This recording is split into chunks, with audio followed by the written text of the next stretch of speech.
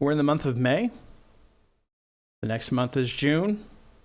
And for gamers, June is a very important month.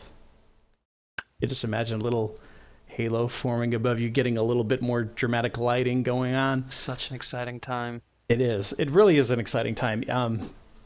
Anytime I have attempted to kind of pull back from gaming and just focus on other areas of my life, E3 always turns me right back around every time. It's just yeah, there's really no better time of the year to get gaming news, and I'm sure we're going to have just a glut of news come out next month that we're gonna just have to bite the bullet and cover. Matt, you better be ready for it. I'm so ready. I'm so excited. Okay, now the downside here is Nintendo. Matt, what's Nintendo's plan for E3 2016? Zelda, the new Zelda game coming out for the NX. And I'm looking forward to Zelda, aren't you? But what else are they going to be presenting? Nothing. Yeah. Um, this, to me at least, doesn't come as a huge surprise. And that's because we've actually, basically since the Wii U has been announced, we have seen Nintendo just kind of take a downward trending participation in E3. They have their Nintendo Directs, which they do quarterly, I want to say. Yeah. Um, those are always fascinating to watch. We get gaming news, 4 times a year instead of just once. Um, so they kind of dry out the well, but the well is especially dry here. We're talking about okay, so E3. This is the time of the year when you basically announce if you have a new IP on the horizon and you really need to sell it. That's your time to sell it. If you have a revival of former franchises, that's your time to make your announcement. If you have a major console coming up, like, I don't know, Nintendo has, that's when you take the time to put a spotlight on it. And you don't do it like the way they did with the Wii U back in, what, 2011? 2011, I think? Or 20, it was 2011 or 2012 when they announced it, and they didn't even show you the console. We saw the tablet or gamepad, and that was it. And if you weren't paying attention, you didn't even know if it was a new system or not. Which, funny enough, that really was just it.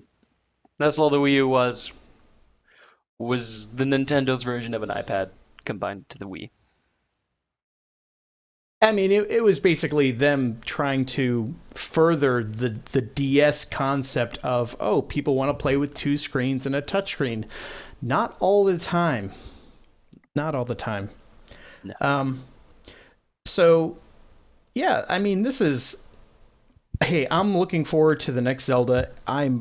It's, you know, it's fascinating to me because, yeah, I don't know if you guys can see this, but right behind Steven is like 3 Legend of Zelda posters, each representing a different game, and then a Hyrule Shield and Master Sword with an Ocarina of Time.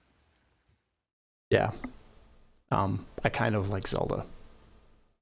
Maybe a bit too much, but that's No, a no, topic no. for another podcast.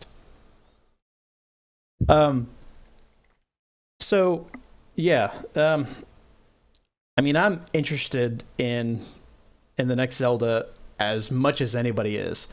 Um, but my goodness, this is a small presentation even by recent Nintendo standards.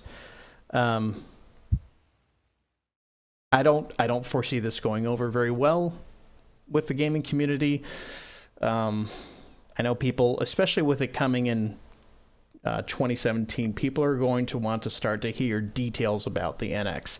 Not necessarily a price, not necessarily a launch date, but, give us something. Give us some, even like franchises that you're currently developing for it. The only one we know of so far is Zelda. It's been rumored that Smash Brothers is going to be in it or on it in one form or another. Um, but yeah, how do you think that's going to go over? Honestly, hearing about this, it doesn't. It's surprising in a way, but also I guess it kind of makes sense because we're we're kind of in that stage of where the Wii U is, or it's starting to die.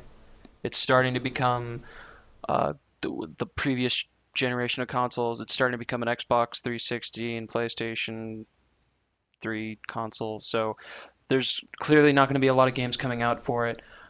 Maybe for the first year that the NX is out, they'll be like for the NX and the Wii U, because generally when consoles come out, they're completely overpriced, and people generally don't get them the first few months when they come out unless you just have a ridiculous amount of money and you can afford it, which most video gamers, I want to say, can't, but there are also some who can.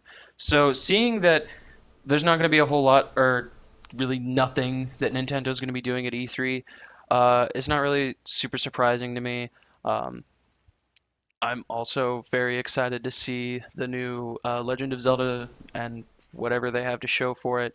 Hopefully a lot, since it's going to be the only thing there. Maybe we can get at least I don't know, more than just a 30-minute, 15-minute walkthrough of the first little bit of it. But I imagine that they want to save some of it for when it comes out. And I also imagine that the NX will probably come out maybe sometime in like close to winter for Christmas. And maybe we'll see more Nintendo games for the NX next year at E3. Uh, maybe.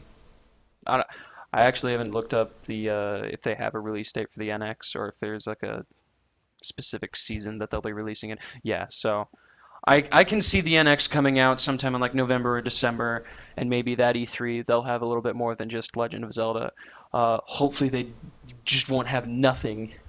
Um, and I have to say I was actually kind of hoping for some more Pokemon Sun and Moon news, but it's okay. Yeah, they still do have the 3DS, which still has games slated for release. So there's that. But don't worry, you're gonna get that beautiful grassy field.